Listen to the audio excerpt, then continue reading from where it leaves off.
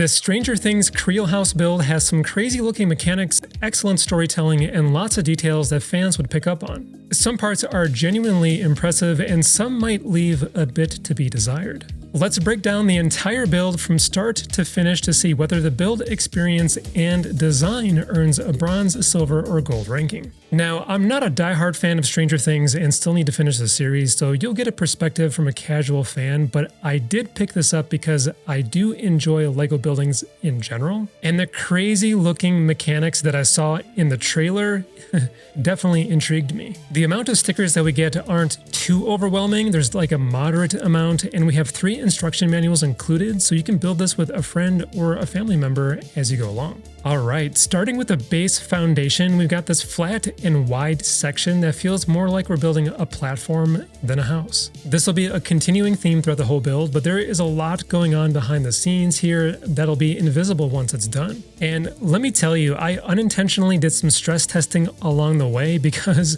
of how satisfying it was, and it was always rock solid and sturdy. Wait until you see some of the amazing engineering that we run into later. Oh, and we do get a tiny little mailbox and a light post, but nothing really to call out here. The first interior space starts to sell the old house vibe, and we start to see some of the furniture builds. They're small, but thought out pretty well. Just make sure that you don't build the couch upside down like I did, even though it's quite fitting. The front door area is actually a standout, and it feels special with the stained glass design, which looks great. I was definitely glad that this part was not a sticker. Of course, it snapped in nicely and definitely fits with the setting. It's at this point of the build where the set starts to feel like a real location and is developing its character. The front porch adds a nice amount of depth and breaks up the flat front wall. We're getting into architecture-y type things here, and the pillars and trim made the house feel like kind of taller, but it also feels pretty narrow. Now, if you look at the comparison shots, you'll start to see that the overall design is starting to take shape, and if you're into intricate details, you'll find plenty of that coming up. Next up, I tackled the upstairs hallway with this amazing rotating wall feature for the big reveal later. It's going to be a hidden detail, but the design is super clever. That's what I like most about this build. You're hit with these satisfying moments throughout and wonder what the payoff will be. And to be honest, even after building it, I still don't even understand how this works. This section did feel more mechanical than decorative, but at this point, I was having a good time. I also wasn't really getting any sticker fatigue, which is good. They paced them out well, along with the tons of minifigures that you build every bag or two, and we'll get to that in a bit.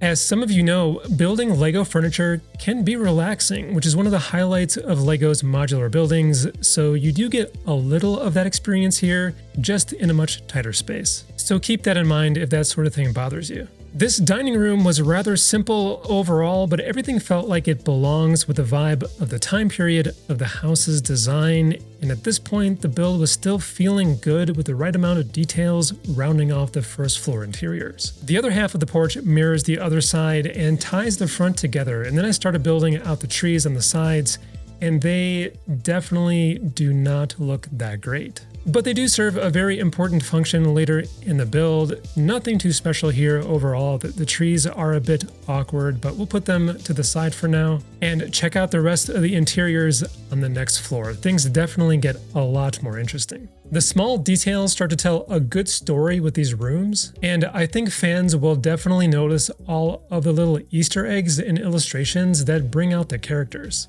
I mean, I barely understand these references, but it was still enjoyable to put it together. There were definitely points where I was wondering what the heck was going on. I did appreciate the variety with the furniture builds throughout, and it definitely kept me interested.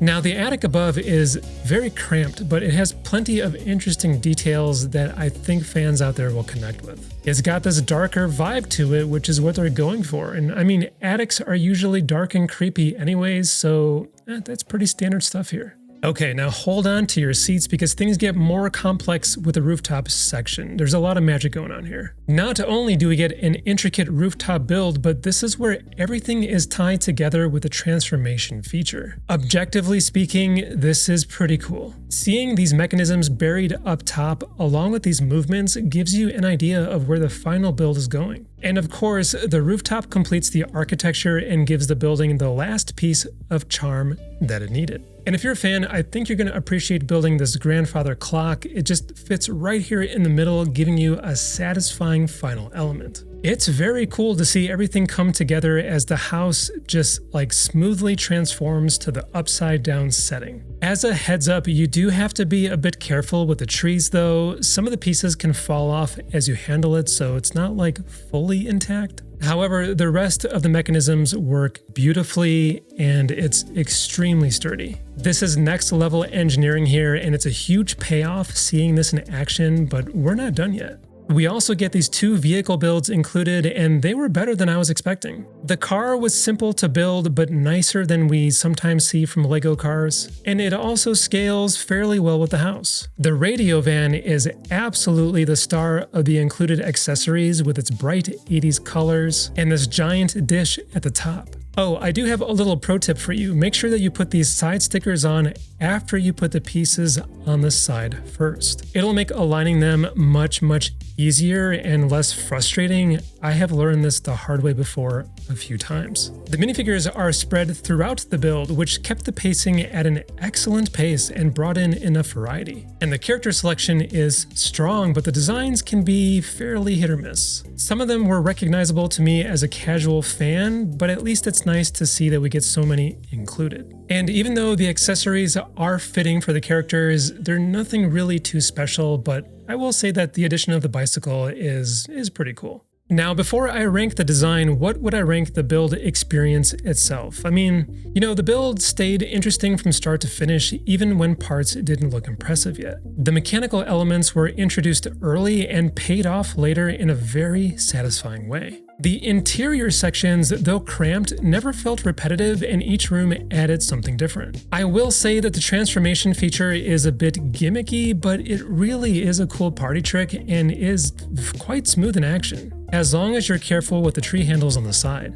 But the interaction is definitely something that you gotta see in person. I'm gonna remember this build for a while, so it's gonna get a gold from me. I can't say the same about the design though. The house does look pretty accurate, but it is too compact. I would have liked to see a bit more design work outside of the porch area as well. And the sticker illustrations were excellent and very interesting as I was going through. I do think that fans will love these, as long as you don't mind putting on stickers, of course. These trees though, oh my gosh, these trees. They're awkward and do not look great at all and are clearly here for function. So overall, I'm gonna give the design a bronze. I don't think that this is a set that you get for looks alone, although I can understand if that's the case and you rank it higher. That's totally cool. Overall, I'm gonna give this a silver ranking. The build experience is no doubt the winner here, along with the mechanics, pacing, and payoff that elevates it. Is this gonna be the best LEGO set of the year? No,